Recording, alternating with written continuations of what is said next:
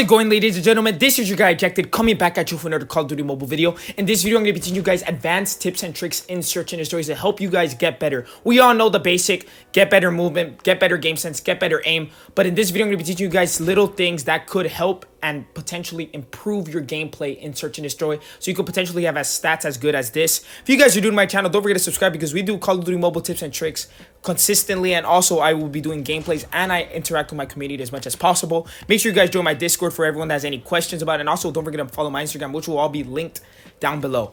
And yeah, without further ado, before we continue on our video, I want to hear you guys one more thing. I want to hear a comment. What do you guys prefer, the Man of War or the ASM-10? Because I heard the ASM-10 got a little nerf here and there. I've been hearing that the ASM-10 is kind of similar. So that's what I want to hear. The Man of War, ASM-10. So yeah, without further ado, let us hop onto the video.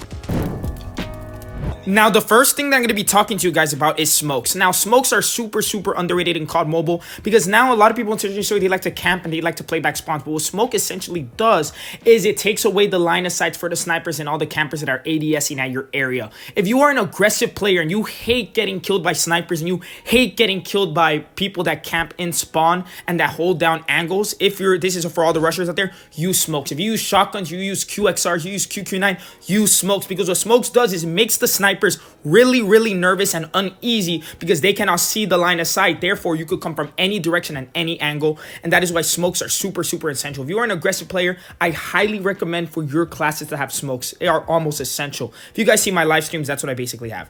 Now, for tip number 2, I'm going to be telling you guys is now another tip that I have for you guys is situational awareness. Now, a lot of people fail to be situationally aware, because look, I'm going to tell you something. Sometimes there could be 10 seconds on the bomb left to be planted, and they do not plant the bomb. Some people take too much time to defuse the bomb in search and destroy. I'm telling you, a lot of people, when they're the last guy left and they're 1v1ing someone to defuse the bomb, they do not get there in time. They waste time. They're scared. No, guys, you have to use your time wisely when the bomb is planted.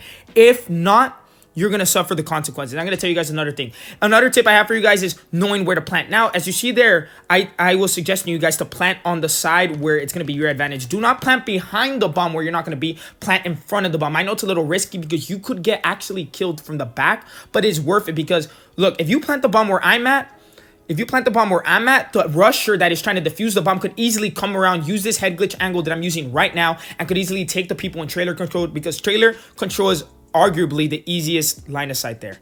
Now, guys, I'm going to be teaching you guys this thing, because I didn't really want to tell you guys, because it's a little secret that I do, is use the Tough Perk. Now, I'm going to tell you guys something. A lot of people do not know that this perk even exists. So what the Tough Perk is, as you see there, it's above laser. What it does is it gives you a speed boost when you spawn in, giving you an advantage. So if you guys like to rush and search and destroy, and you guys like to get there quick as possible, make sure you guys use Tough. And then as you see there, I switched to my loadout and I have my gun right there. Now I got there not twice as fast, but 0.5% faster than what your average person would be doing. So if you guys want to have an advantage in search and destroy, make sure you guys use Tough, because if you're going to rush, you want to get there quickly. The point of rushing in search and destroy is getting there first, because I'm going to tell you guys something. If people are camping spawn, it doesn't matter. Just hold down your angles, because they're going to have to push eventually. But if 2 people are rushing, you want to make sure you get there first, because map control is essential in search and destroy. If you do not have map control very well, and if they get there first, you're going to be in a little dilemma, especially if you're trying to plant the bomb, because they're going to be holding down angles, and certain maps have certain advantages. Now, another tip that I'm going to be giving you guys is do not beat yourselves. This is what I mean by do not beat yourselves.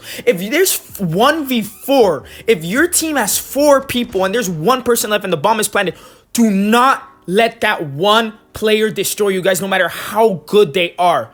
Because there is no excuse that there are 4 people on your team and 1 person takes out your entire team and has enough time to defuse the bomb. There's absolutely no excuse. You and your team are supposed to be communicating. You're supposed to be holding down angles, so the bomb is not supposed to be planted. Because I've seen ninja diffuses. I've seen people not being careless about the bomb, not watching it, not being close enough to hear it. You guys have to make sure you're doing that. It is essential. You don't know how many times I've seen people leave the bomb alone and not having headphones to hear the bomb being defused. I always, when there's 7 seconds, 8 seconds left on the clock, I'm always around the bomb, no matter what's going on. Because look, the bomb's gonna defuse in 5 seconds. It's gonna defuse in 5 seconds, okay? And as long as I check the bomb, I don't care if I die. Because if he kills me and there's 3 seconds left, I'm dead. He's not going to have enough time to defuse. We win. So we're good to go. A lot of people do not play time enough. Time is essential in search and destroy. That's why I said be patient, because time is important. I hate to stress it enough, you know, you got to be patient, and I have to learn to be patient. I have been impatient before many times, so it's me trying to learn from my own mistakes, you know. So make sure you guys are doing that. Advantages. Now, guys, another thing I was going to tell you guys is knowing what guns to use in certain maps. Like, for example, Summit is a good map to use submachine gun. Submachine guns are good for close quarters, as everyone knows, and assault rifles are more for like firing range, for high rise, for, you know, maps like this, as you see here. So make sure you guys know when to use guns, when to use snipers. Like, Summit is the worst sniper map in the game. You could still snipe.